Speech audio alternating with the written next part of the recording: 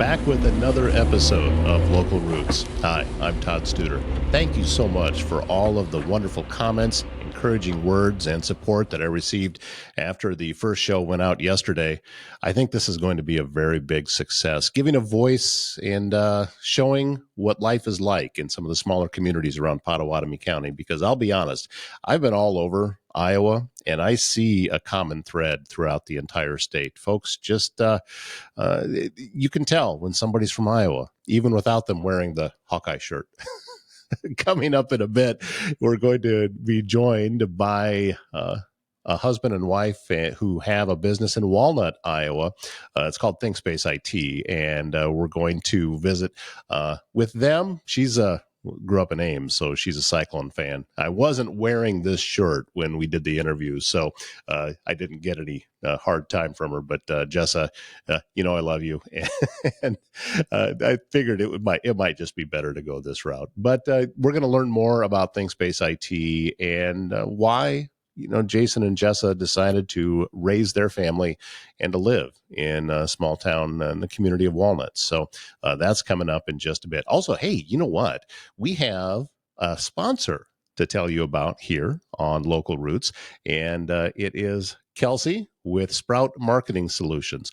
I got an opportunity to sit in on this lunch and learn that she was doing down in Glenwood last week, and I learned a lot about social media, and I know that she can help you with your business as well. So if you have been looking for a way to outsource that and to be able to up your game a little bit when it comes to social media marketing, Sprout Marketing Solutions can be a big, big help with that. So I encourage you to go to sproutmarketingsolutions.com, make an appointment with Kelsey and her team, and find out what she can do for you. All right. And also, we were telling you yesterday about an event, World of Wheels, that's coming up in Omaha at CHI this coming weekend.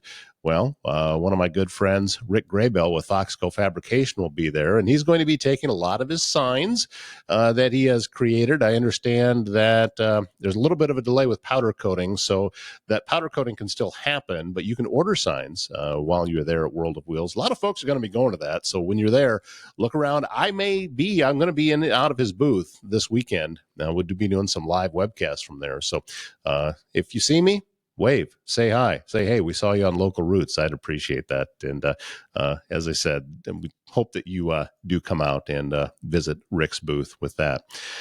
I wanted to talk a little bit more about the podcasting end of it and what this is and what you can do if you have an idea for a podcast.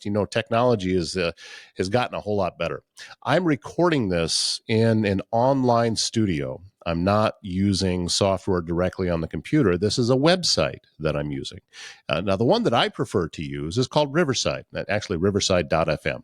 And it has the ability to record me by myself, or I can have guests on. And really, there's no limit to guests. It depends on which product that you get from them. But the interview that's going to be coming up here shortly with Jessa and Jason Erickson, that was done on Riverside, and it can be done through a webcam, or it can be even used on your smartphone. So if you have a smartphone and it's got the microphone in it, you're good to go. You can get things going. You can edit right inside of this platform. This is just one. There's a lot of others that are out there. Yardstream is really popular for this type of thing. I've even heard of some people recording podcasts on Zoom. Now, I wouldn't recommend that, because Zoom actually records the internet connection. But Riverside and Yardstream and some of the other ones don't. They record right on your computer and then take that file and send it back to the website. So it's much cleaner and it's much higher quality than what you would see trying to record a Zoom call. Or maybe you're just thinking about an audio podcast, and you can do that with free software too. I, for a long time, have used a free download called Audacity. And Audacity is audio editing software, and you can record in it too. And it catches a little heat from some people, those that are really big into audio editing. They're not fans of it, but it does everything that I need it to do. I've recorded over 200 audiobooks in my life, and they were all recorded on Audacity. And it's, as I said, it's done what I need to do. Yes, I could get a copy of Pro Tools or anything else that is all this higher end stuff that musicians use to be able to mix down their music. But if I was to do that just with a spoken type of thing that I'm doing here, that's kind of like taking the space shuttle to the grocery store. It'll get you there, but it's way overkill. So if you're thinking about doing something like that, then, like I said, you don't have to invest a lot of money. Now, when it comes to microphones, this particular microphone is called a Heil PR40, and I like the sound. I think it matches well with my voice, and I also put it through a little bit of processing, and that's how I get the sound that I get from this. I have another mic in here too. This is something that you may have seen in a few places. This is the Shure MV7. This particular one is the MV7X. It's a little bit cheaper because it has an XLR connection, and you have to have some type of interface to be able to get it from your microphone into your computer. There has to be something in between in order to be able to handle that. Now, Shure makes a lot of things that you can plug directly with a USB cord. They're a little more expensive. This one, I think I paid about $175 for, but you can get them pay a little bit more than that, around $250 or $260, and get the USB compatible one. This particular microphone, I think, retails for $350. I got it used from a friend of mine, and I got a smoking deal on it, so I didn't pay anywhere near that. And then you need to have some type of mic stand like I have here as well. This is the Rode mic stand. With my radio background, I like the boom arms. I like to be able to go up and down and move around and do all of that stuff with it. You could get just a simple desk mount and just have it sitting directly in front of you. That could work too. That's a matter of personal preference. Also, I've had folks ask me, why do I wear headphones? I'm just here talking to myself, so why would I wear them? Again, it's the radio background. I've been wearing these things my entire career, and if I'm not, I don't think I sound right. How many times have you heard somebody say, and maybe you've said yourself, that I don't like the sound of my own voice? I hear that all the time. Well, I don't like the sound of my own voice in my head. I like what is coming from the outside. That's why these bring it back to me. And the reality of it is that, that voice you say you don't like, you're the only one that hears it. 8 billion people on the planet hear your voice like you say you don't like it. So I just say, it's okay. Just get used to it. I had to go through this with video. When I switched over and started doing video podcasts, yeah, it was a little bit of an issue that I was very, very self-conscious and always checking, and my hair had to be just right and all of this stuff. Now, you can tell, maybe you can't, I don't know. I forgot to shave this morning. And I'm still on video. It's okay.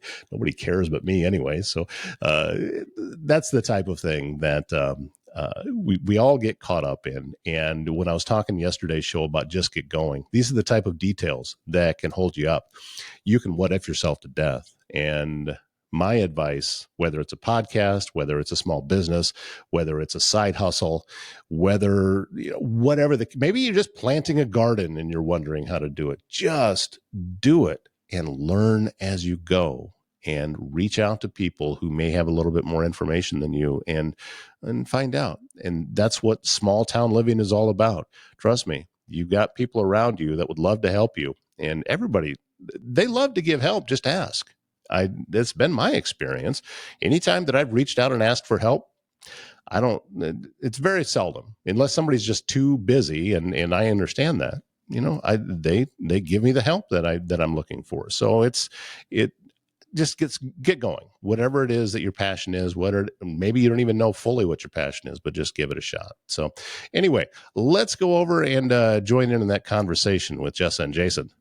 Joining us now, the good folks at ThinkSpace IT, is Jessa Erickson and Jason Erickson. Thank you so much, both of you, for being a part of the show again today. I always love talking to you because you guys have found a way to make technology actually kind of fun.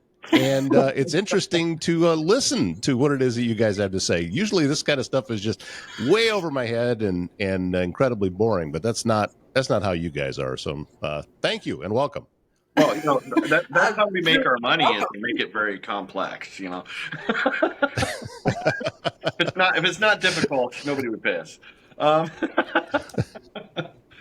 Well, and I've said before that, Jessa, after hearing you talk at the Council Bluffs Business Connection meeting, I'm thinking, am I wearing a Village Idiot shirt now? Because people are just going to know that I don't know anything, but it's still always great information that you pass along there. And you typically come in with some kind of theme that you wanted to talk about. And especially at the last one, you did such a great job of explaining how all of this came together, and you used a cake as an analogy. That was kind of cool.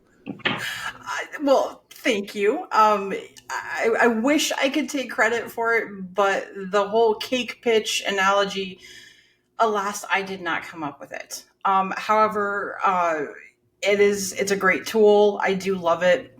Because, and I guess for those who don't know, so if you akin what it is to be an MSP, think of making a cake, or really anything for that matter. You have all your ingredients over here in a nice little basket. You've got this, that, and the other.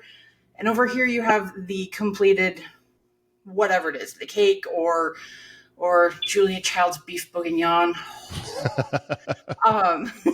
So don't say that, though. You've got your ingredients. In the next meeting. Yeah. Maybe. No. Just maybe. But no, you've got all your ingredients, everything to make it, but you've got just the ingredients. So for us, you've got your ingredients worth, say, $20, whatever it is. And then you've got the cake. Well, would you pay $20 for the ingredients, or would you pay $20 for the cake? So the thing is, then you got to think, okay, the cake, but there's just more to the cake than the ingredients. You've got the time that goes into making it.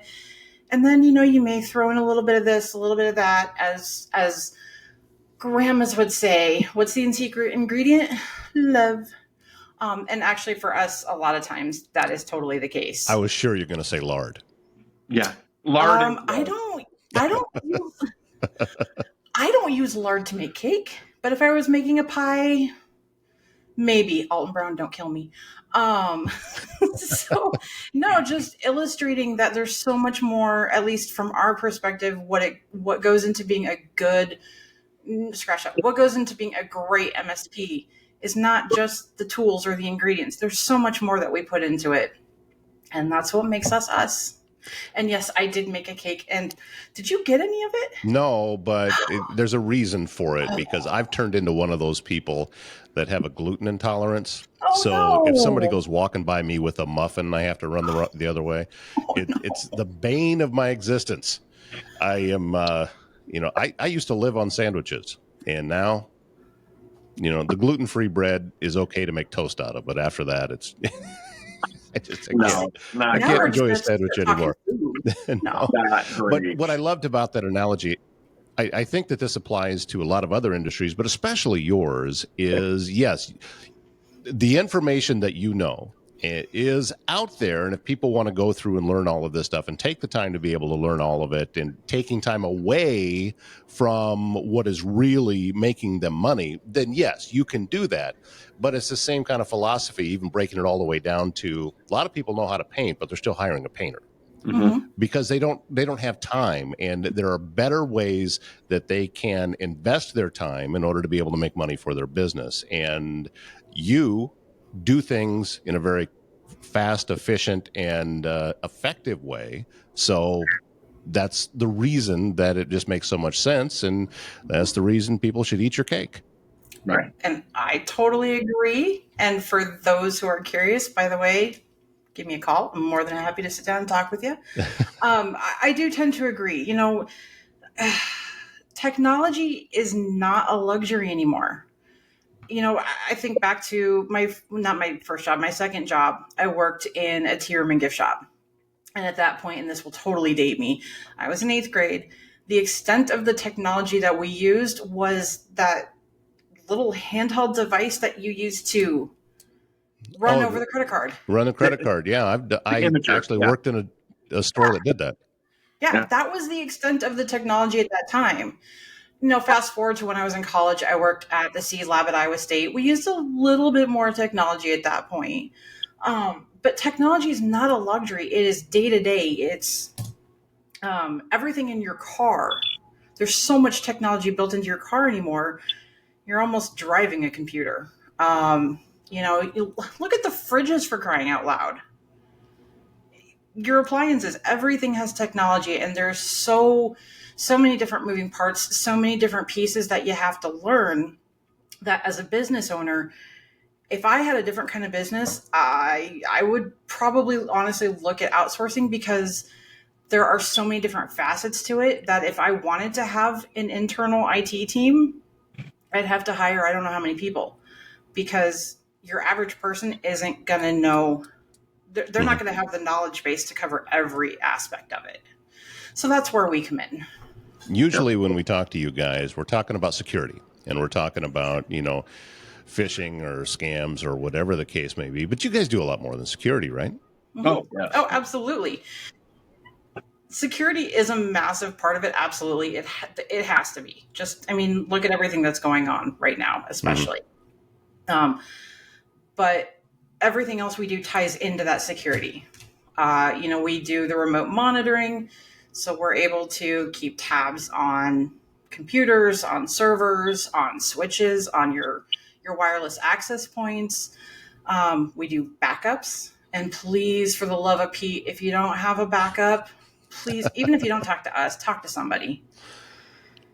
That's my little pitch, because World Backup Day is coming up on March 31st. So there's that little plug. I want to expand. We do phones. Go ahead. I want to expand on it a little bit, because you said, well, security isn't everything, and you immediately start talking about security. that's what we do. But right. Like Jess was saying, there's so much technology that is now integrated, and it's not just a matter of plugging things in, connecting things, making sure you buy the right hardware. A lot of it comes down to business practice and that kind of deal. I spend a lot of time talking to business owners about, you have the greatest technology in the world, but you don't have a written policy to hand to your employees as to what's acceptable computer usage. You don't have a written policy on what to do if there is a problem. And you don't have a plan moving forward with what are we going to do in the next 4 years as technology changes. The tariff is a good example of all this, because we've been talking, hey, if we're going to buy anything in the next 6 months, we better buy it now before the tariffs hit, because we could be looking at a 20-30% jump in computer pricing. So there's a lot of that comes in with an actual MSP, because there's a lot of companies say they're MSPs. But to me, MSPs are more than I'm going to throw an agent on your machine and watch what you do. To me, it's supposed to be a partnership. We're supposed to be working with the business owners to honestly help them grow their business. Because if they get better and bigger and happier, we're happier, because we get to bill a little bit more as they bring more employees and such on, or more technology on. And like Jess was saying, everything is integrated. In the good old days, you had your phones, you had your computers, you had your bookkeepers, you had, all this stuff. Now everything is connected. Most businesses nowadays have maybe 1 or 2 applications that they use to run their entire business. And since that makes everything connected, integrated, if you mess up one part, it's not going to connect anymore, So we need to make sure everything is connecting and jiving, because if everything's connecting and jiving, fewer headaches for the business owner, fewer headaches for us, everybody's happy. Okay, I said my 2 bits. Thank you, guys. Well, and you touched on another point that I touched on last Thursday, which is, for starters, MSP typically stands for Managed Services Provider. For some people, that's all well and good. However, for me, that's not good enough. So we are redefining what it means to be an MSP, which is a managed solutions partner.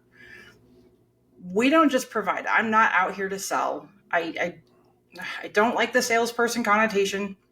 I don't want to call somebody up and your immediate thought is, oh, crap, I got to sit through a sales pitch. I don't like sales pitches. I love having conversations and learning about people and what they do and what they want to do, especially if it involves cooking, because I'm a huge fan of cooking shows. I like getting to know people.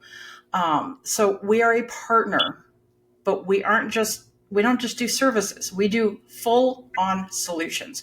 We are there from the beginning to the very end. We don't just monitor your stuff. We sit down with you. We talk about, okay, so how are your employees doing? Are they having any issues with things?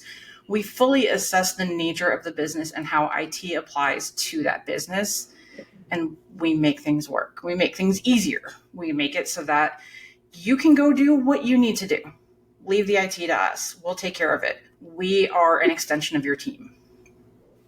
I think that I'm remembering a time when I was working a radio job and things were switching over to a higher technology, and we were starting to get into computers and an actual computer automation system as opposed to stopping and putting one song in at a time. And the system that they brought in there, it had this little glitch in it that you had to manually put a link from one to the next if you wanted one element to go to the next thing. But if you put the element in the wrong place, it would completely lock up the system and they'd have to reboot it and you'd be off the air for 5 minutes. Well, you're dealing with a bunch of radio jocks, and none of us have any concept about it. We got other things to worry about, like, are we still on the air, and we got the next thing coming up, and what are we going to say? So this was happening multiple times a day. And so again, when you're talking, we were just talking about working with the team, making sure that everybody understands. No, that silly of a problem doesn't exist anymore. They're more sophisticated, and it's smarter people can get stumped as opposed to just us in this radio station. So that's such a great thing that you talked about there, that it's, we don't know what we don't know, but there's problems in there that can really freeze up a business. And all it takes is just one person, thinking that they know something and they don't. And we have seen that, unfortunately, time and time again. But it is what it is. We do our best to work with everybody within the business, because it isn't just one person. We're not just working with the owner or the sales guy or the accountant. No, when it comes to IT, everybody's affected. Even if they don't think they're affected in some way or another. So, let's take the burden off of them and let's just make it easier for them to do their job. Often the reputation, at least it used to be with folks in your line of work, that if you were coming into the building, I wouldn't want to talk to you because you're always cranky. But you guys are not. And that's it. You're a lot, you've humanized all of this in a way that I think is, was genius. First off, that, look, we don't know. So we need you to explain it to us. And even though you're explaining it now for the 1,000th time in the last 2 weeks, you can still explain it without just sounding so exasperated with the person. And people learn better that way. Todd, it's fine. We try.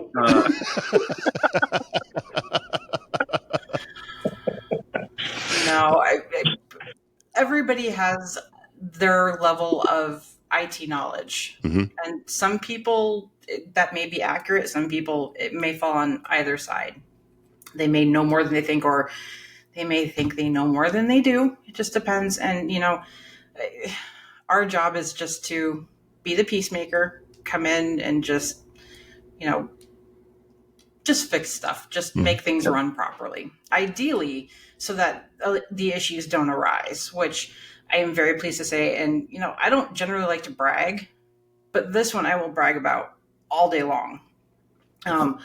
Our established customer partners experience one support ticket per company per month. Wow.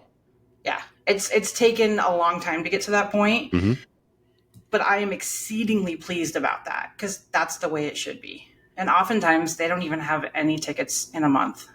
Yeah. So what that means is that these folks are not experiencing constant problems that you have to go back in and fix because you've done your job in the front end. It's all about being proactive, and that's where we like to be. We like to just make sure everything's taken care of so that they don't experience any downtime or any issues at all. Do you have my happy place? Do you have a service area, meaning that, you look at a radius coming out of Walnut, Iowa, and this is how far you're going, or how do you work that? I think technically I'm supposed to. But that's the beauty of being an MSP is with a record like that, with having so few support tickets, and even when we have support tickets, more often than not, we can handle them remotely. We don't have to be, just down the block. We can be a town, 2 towns, 100 miles, whatever away. So while we do have a geographical area that we tend to focus on, honestly, we have people we work with up in far north, and I'm sorry, I know I'm looking up, but I'm looking on a map in my case. Up in far northeast Wisconsin. Okay. We have customers we work with in southern Missouri. We've worked with people out on the East Coast. So we can work with almost anybody. And any industries more than others, or is it just across the board? We have industries we specialize in, and a lot of times they're going to be more of the companies that are going to need more hand holding than most. So you're looking at things more like lawyers' offices, doctors' offices. We do quite well with manufacturing. We do quite well with ag, education. We're very strong with government. We're very strong with, but every now and again we get these just rando, I don't know, the glow in the dark t-shirt company we may not mesh well with, but we can figure that out after we have a conversation. So we'll generally never sign anybody until that we have the conversation, and that it's not just a, hey, you showed up on my doorstep, sign this paperwork, we're going to take care of you. We're going to have the conversation, and there's times I've had to go to customers and just say, hey, you know what, you're just not a good fit for me. And maybe we can get you into somebody else who will take better care of you. Doesn't happen often because we are kind of a jack of all trades here. But I'd rather have that honesty up front, and I'd rather lose that bit of business rather than making them struggle and us struggle, is really what it boils down to. Well, one last thing I wanted to ask you about. You guys are in Walnut, Iowa.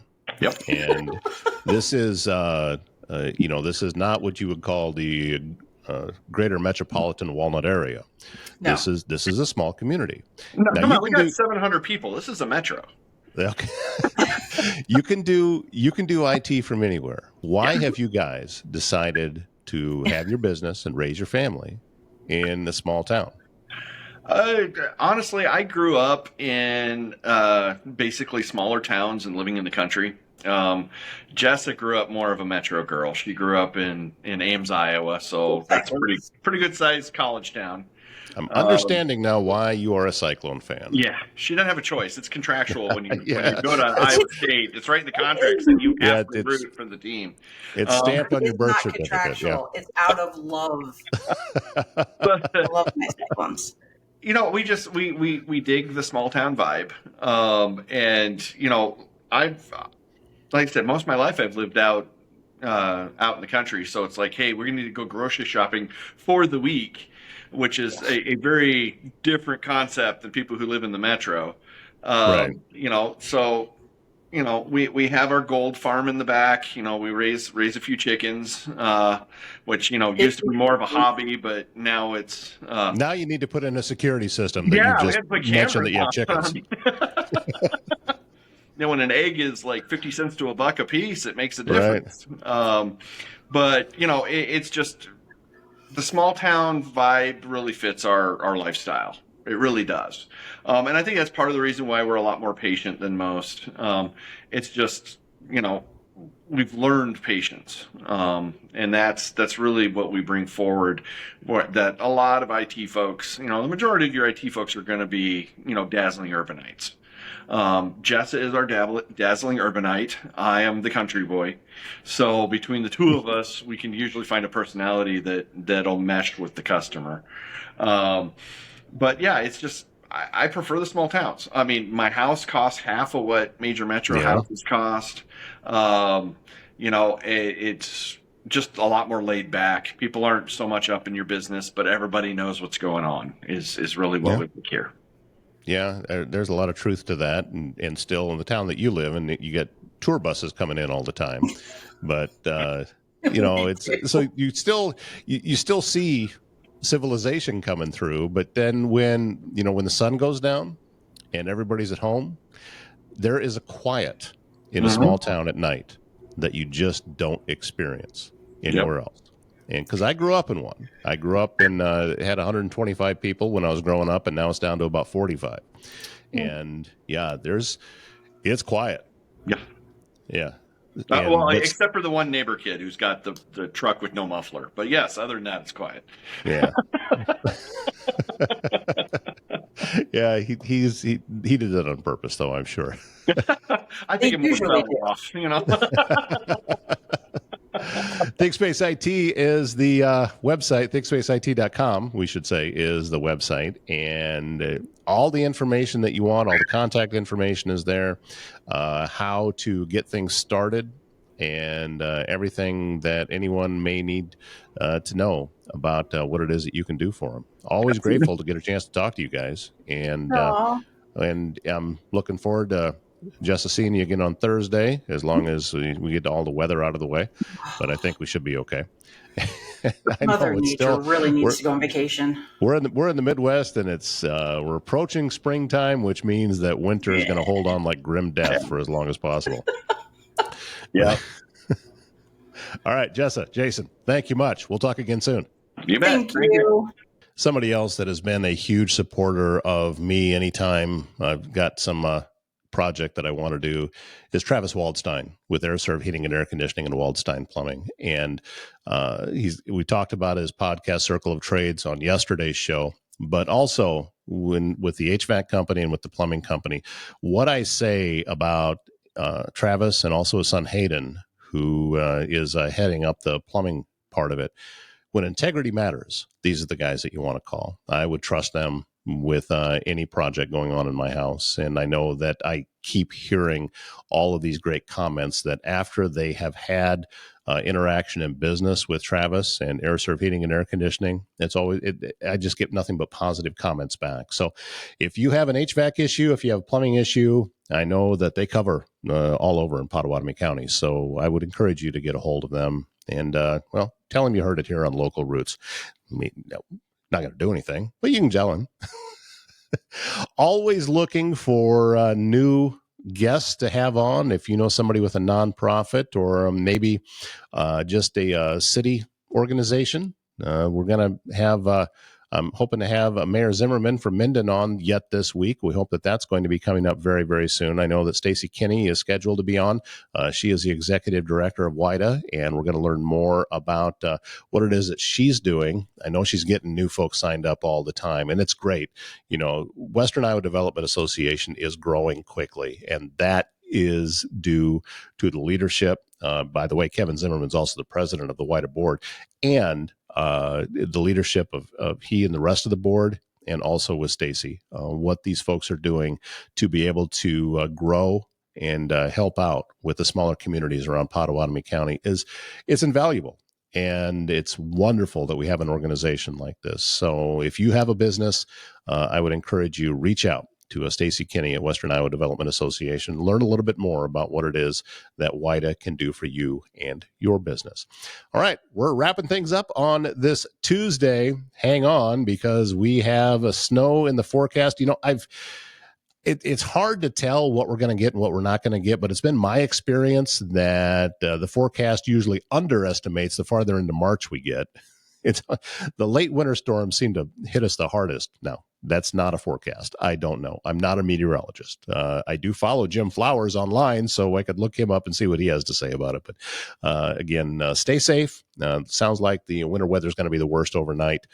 So just hunker down. Don't take chances tomorrow morning. If you got to get out and be on the roads, just be very, very safe.